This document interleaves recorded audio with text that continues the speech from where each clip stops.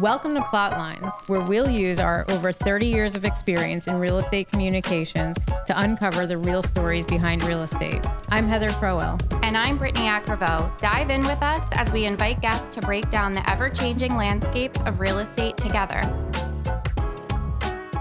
All right, welcome back to PlotLines, everyone. Today we have Carol Schillne, Senior Vice President of Orion Investment Real Estate.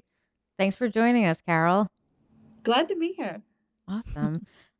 Well, if you could get us started by telling us a little bit about yourself and Orion and a little bit about your journey in commercial real estate. I'd love to. I'm so grateful to be with you gals this morning. I've been in the retail real estate industry for over 35 years. And I've worked as a broker, a developer, and even a retail operator myself. Oh, wow. My passion is really helping brands find the perfect location to thrive, whether it's a national retailer like Trader Joe's, who we do their work for, right, or a restaurant concept or a local business just trying to expand. So as a principal here for our team at Orion, we specialize in all things retail, tenant representation, landlord services, investment, sales, and strategic consulting even. Okay. I really like using the data-driven information we have nowadays. Right, sure, yeah. To create, good outcomes in successful retail spaces. Beyond the business side, I'm committed to mentorship and leadership. I serve on the advisory board to the Colangelo College of Business here at Grand Canyon University. Oh, wow. And I'm very active and involved in AZ Crew. That's how I found you ladies. Right. Awesome. Yeah, we love Crew. A fun fact I have to share with you is an All-American swimmer at the University of Southern California. Oh, wow. So a lot of that competitive spirit into I was going to say, that kind of it explains a lot. Yeah, well, you need competitiveness in real estate for sure. So yeah, what a cool journey. That's great. Thanks. So Carol, as you know, our podcast is all about exploring headlines in the real estate space. Finally, it feels like we're seeing some positive uptick in how retail real estate is being talked about. Many of the headlines are suggesting that retail real estate is in recovery mode.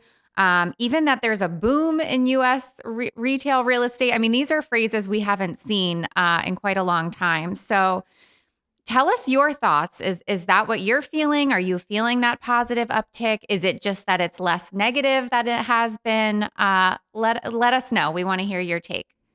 Well, obviously, I'm a huge fan of retail, and I think all the specialties in commercial real estate, with office, industrial, multifamily, retail's always been very resilient and creative. Sure.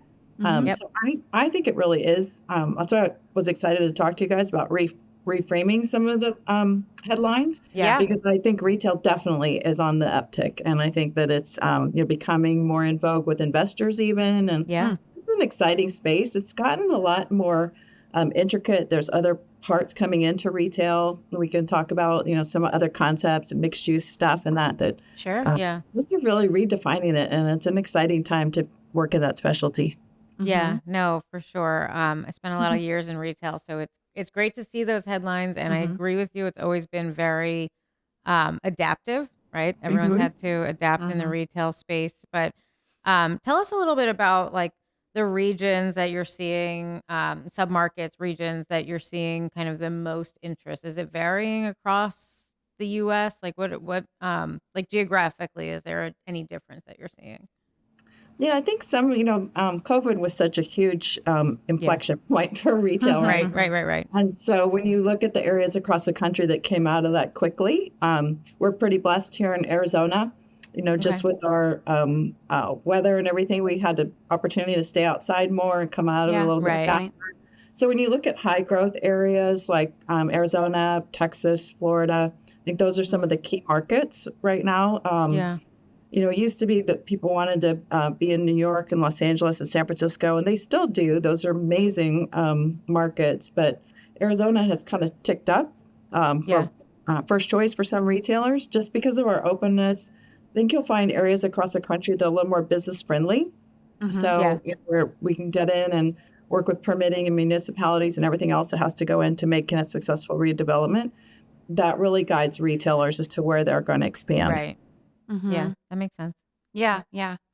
Well, of course, we keep hearing about interest rates, inflation, changing consumer behaviors. These are things that have dominated headlines for a while now. So Tell us about how that's impacting the world of retail real estate and how landlords, investors, even tenants are adjusting accordingly. Yeah, well, I think a lot of investors, they're really highly focused on necessity-based retail, like grocery anchored Yeah. centers and Yeah. mixed-use developments. Open air centers and lifestyle centers are really outperforming a lot of traditional malls Mm-hmm. these days. There's a lot of emerging markets, like what we just kind of talked about, Arizona, Yeah. Texas, Florida. A lot of the secondary markets or strong suburban markets across the country, like Atlanta, Tampa, Houston, even Kansas City, are really exploding. I think Yeah. that people coming out of COVID just really wanted to get back out and shop. Yeah. One of the topics that's always talked about in retail is e-commerce Yeah. and Right. how that affects our industry. Yeah. And I think that those retailers, especially that came out of COVID and adapted really strong omni-channel strategies to reach Right. our customers, are really doing well. That's We've right. even seen a lot of what we like to call digitally native brands. So brands that just started on the internet, now they're doing brick and mortar. Like Wayfair, for example, is coming out and doing stores. Mm-hmm. Yeah. So there's just a lot of exciting things happening in the industry. So Yeah. a fun fact for you, you might not know, you guys are pretty young, but in 1994, catalog sales, so that's the same percentage of retail sales as e-commerce is today. Right. So it really hasn't changed. It how hasn't much changed. Yeah, you're people right. shop that way. It's just a different medium or a different venue to do it. Right. Mm-hmm. Right. And I think over time it's been proven that um once people have familiarity with a brand, they're more likely to purchase from them online and vice versa. If they have familiarity with them online, they're more likely to visit the store. So it really is a full cycle need, and that retailers can't necessarily live in just online or just in store. Mm-hmm. So I feel like that's a narrative from decades ago that has finally kind of been put at bay a little bit. So along those lines, what kind of tenants are you seeing? Because you do some tenant rep work. What kind of tenants are you seeing expanding the most? Like which ones are really trying to kind of grow and get to more customers? So I think the grocery industry is really Yeah. active. Okay. We do the work for Trader Joe's here in Arizona, so specialty grocery, great Which brand. everybody loves. Yeah, but we're seeing tenants like Aldi is really expanding the grocery Yeah. store. And then I think it's really exciting. We're seeing a lot of ethnic grocery stores, whether it's 99 Ranch or some of Okay. the, more specific, we have some Indian restaurants or markets here that are expanding and just really embracing the Hispanic grocery stores like Northgate Market, and that's an exciting part of growth in our industry.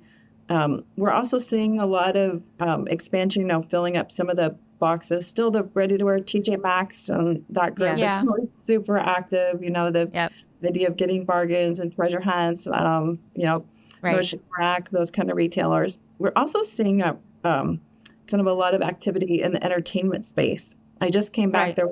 Entertainment conference in LA this week, and everything from pickleball to the different gymnasium kind of fitness concepts, but really experiential things that are happening is super exciting. And some of them are even like pop-up, for a short period of time. Like Netflix did a couple, one with Stranger Things. They had one out here, not too far from us. Yeah. They did Stranger Things. They even did Squid Games. And that, oh, wow. and they've done one for Friends, the series. So, just exciting things in retail, really a lot of innovation. Mm-hmm. Yeah, we see a lot of that around here too, those sort of like pop-up experiences or things even emerging in parking lot spaces. Yeah.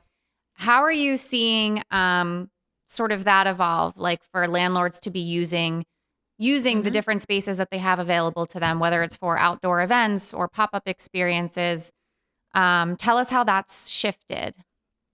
I think that landlords are a lot more open to it. Landlords are really understanding the benefit of marketing for their shopping centers, and that's a combination of online community events. They're having areas where they're designing park-like settings in the middle of shopping centers and having concerts and just really embracing the community. Again, I think people after COVID are craving that. And so they want to get out. Time. Yeah, it's a good time. And then when they do some of the pop-up stuff, like there's a concept called rooftop cinema. I don't know if you guys have seen that, but it's really like sounds the interesting. old concept of a drive-in, like a drive-in movie. Okay. Oh, I love that. You put the headphones on, so there's no noise to the community around or something. And, that is cool. Yeah. It's just really innovative. There's a lot of things you can do with your space. Yeah. There's lots of things you can do even with art in shopping centers. Yes. Where you have Instagrammable moments, TikTok video. Yeah, there's been so much more of that over the past few years. Yeah, murals being created and things. So we've seen some of that too. Cool. That drives traffic. Mm-hmm. Right. Mm-hmm. Yeah. So, I mean, along the lines of how things have evolved and are continuously changing in retail, you've spoken a lot about grocery anchored centers, but I think the concept of an anchor overall has changed a little bit, and we may have just talked about some of the concepts, but what's your take on like what today's anchor is? What's the ideal anchor for a retail center today?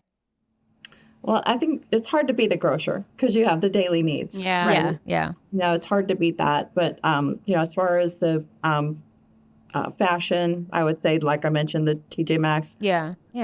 Target is always a great one. Walmart's always a great one. Yeah. Kind of the traditional ones. And then you evolve into, maybe home furnishings that would be an anchor. And then into the entertainment type concepts, whether it's a fitness club or pickleball or something. Yeah.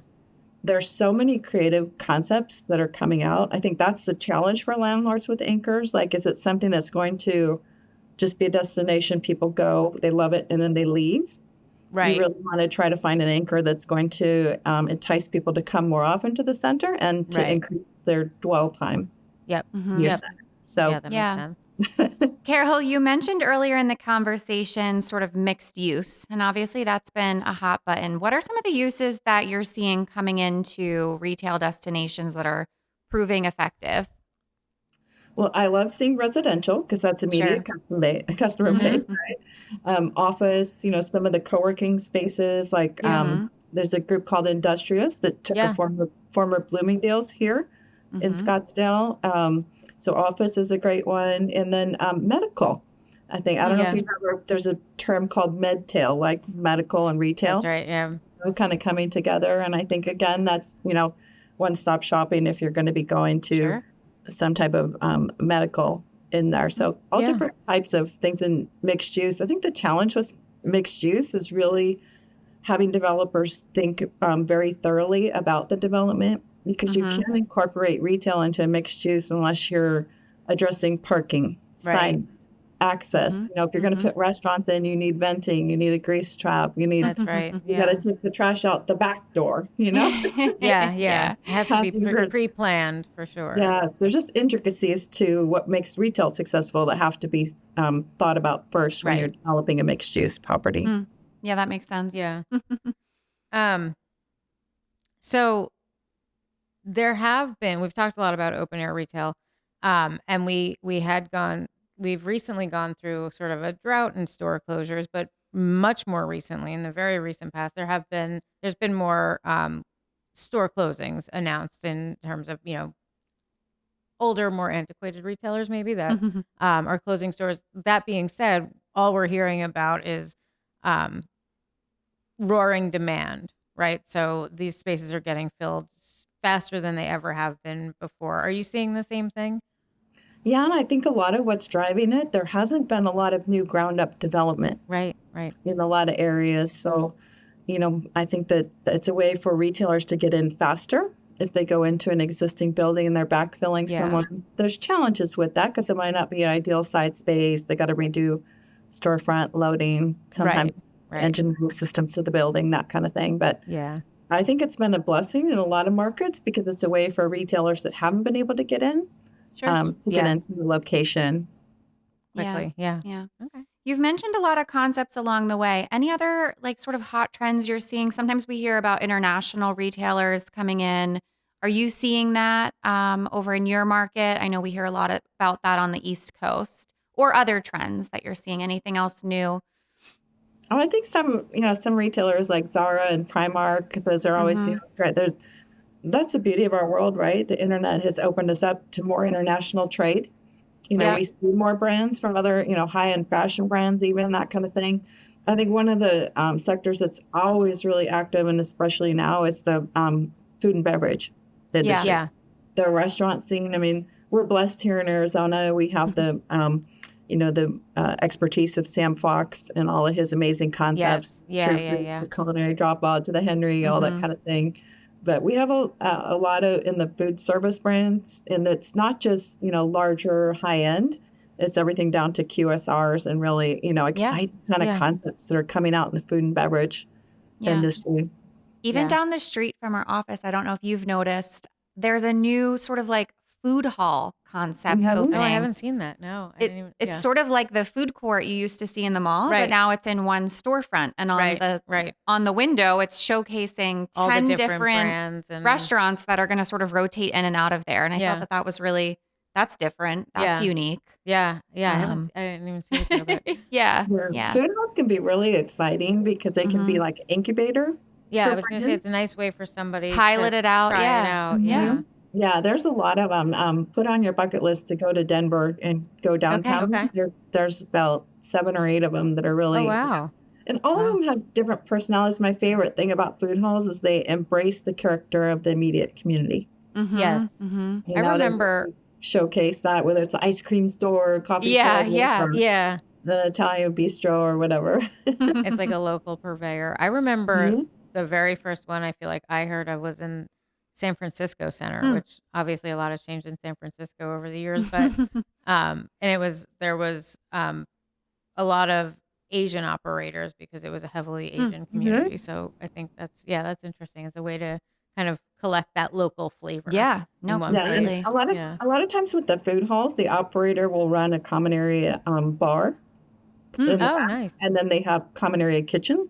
So it's a way for, like I said, it's an incubator or a way for food and beverage brands to kind of test drive their concepts even. Right. To do it. But it really takes the ease out of opening a restaurant. Right, the risk of all the investment in a new store or restaurant. Yeah, that makes total sense. Then proof of concept and go from there.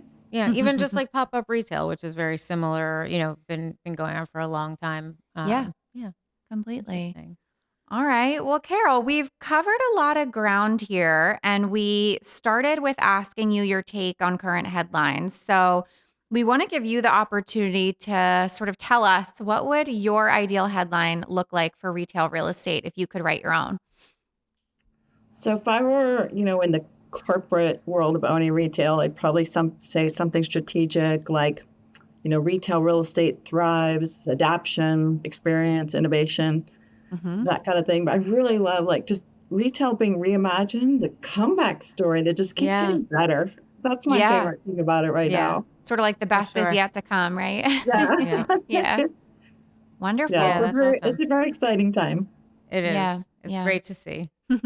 Is there anything we didn't cover that you think our listeners should know about you or your company, or even just anything happening in the retail world that we didn't touch on? No, I just think that, retail is one of the concept or one of the specialties that really encourages entrepreneurism. We hear a lot about the corporate companies expanding, and they're amazing. We do a lot in the franchise space, which is an incredible growth part of retail right now. For people that want to get out of the corporate world, own their own business, they can invest in different types of franchise. There's a lot of organizations that support that and educate people. But I just would encourage the entrepreneurial spirit because people have incredible ideas, and there's lots of resources here in this country to test them out and try them and expand. And you never know, you might be the next big concept.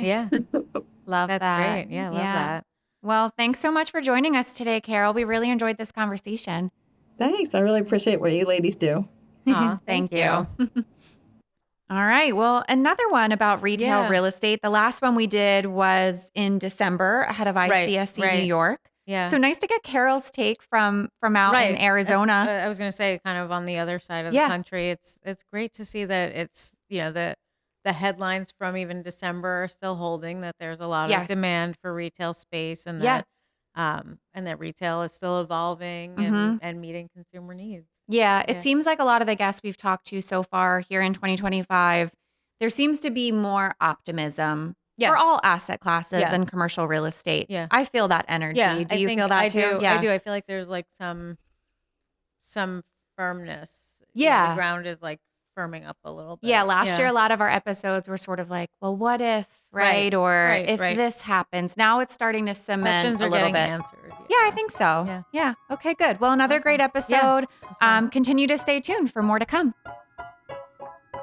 This podcast is a production of Gregory FCA. If you enjoyed our discussion, please subscribe wherever you listen to podcasts